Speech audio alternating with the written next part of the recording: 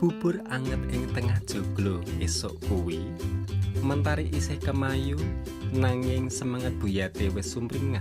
Kaos ireng ketungan kanthi motif tulisan cilik dipaduke kathok gaul warna ireng nambahi anggun pasuryane sing ayu senadyan wis ora enom meneh. Langkahe mantep nuju warung makan Mbak Tin ing Krajan Desa Cukilan, Kecamatan Suruh, Kabupaten Semarang. Warung makan Mbak Tin dudu warung biasa. Panggonane klasik omahe joglo kuno sing isih kajaga wutuh, nggawa swasana adem lan ayem. Udara esuk sing seger saka wit-witan ing sakiwa tengene nyungsup mlebu liwat jendela-jendela gedhe tanpa kaca nambahi rasa tentrem ing ati.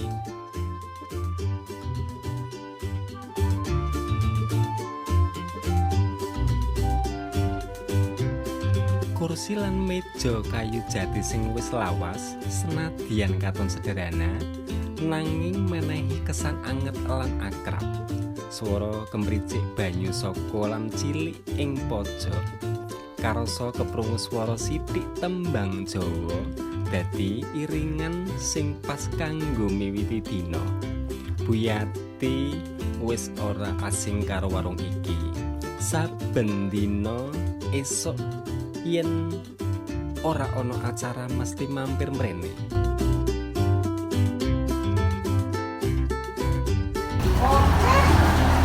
Sayur apa, Mbak? Capcay. Ini? Rak tempe. Ini? Masak buncis. Ya, ini yang sayang. Iya, dan ada Telur. goreng telur. Ini? Sambal goreng ampela. Sambal goreng ati ampela sama Opor. ayam sama ati. Ricak usus. Oh, resa usus. Buka jam berapa, Mbak? Jam 6 pagi. Jam 6 pagi. Tutup jam berapa? Jam 4 sore. Jam 4 sore.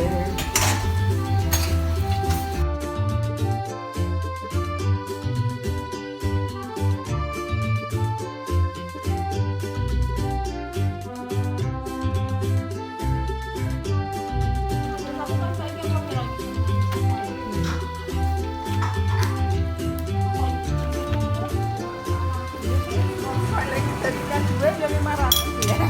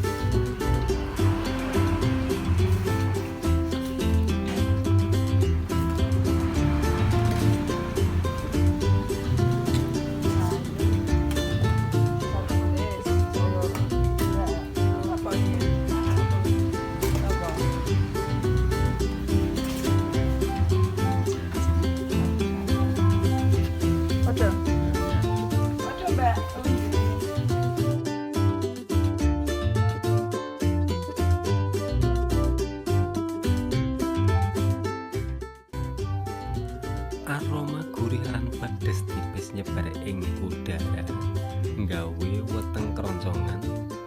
Buyati nyendok sithik ngicipi rasane seger lan nglegeni. Bumbu-bumbu rampah sing khas Jawa krasa banget nanging ora ngilangake rasa asli bubure. Nalika Buyati ngrasake saben sendok bubur, pandangane nyawang sak njabane warung. Wong-wong desa wiwit nglakoni aktivitas esuk. Para petani, para pekerja pabrik padha budal, bocah-bocah cilik karo tas ransel dolanan ing pelataran. Katentreman iki dadi obat paling mujarab kanggo ngilangake penat saka kesibukan saben dinane.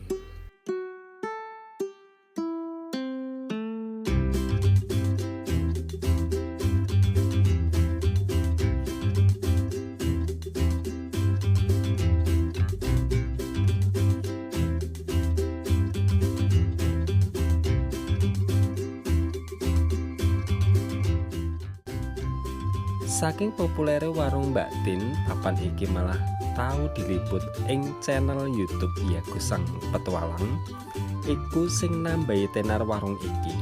Dadi akeh wong saka njaba kutha sing sengaja teka mung kanggo nyicipi. Nanging senadyan tambah rame, Mbak Tin tetep njaga kualitas lan keaslian rasa uga swasana klasik warunge.